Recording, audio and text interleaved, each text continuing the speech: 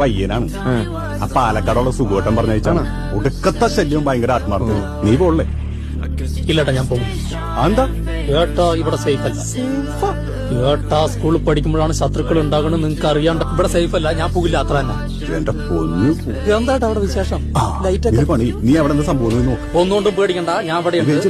എന്റെ അടുത്ത് പറയണോട്ടാ, ഡീറ്റെയിൽസ് പറയണം. എന്താ പിന്നെ അവനെ പറഞ്ഞിട്ട് കാര്യമില്ല. അങ്ങനെ പറഞ്ഞ അങ്ങനെ ശരിയാകുക?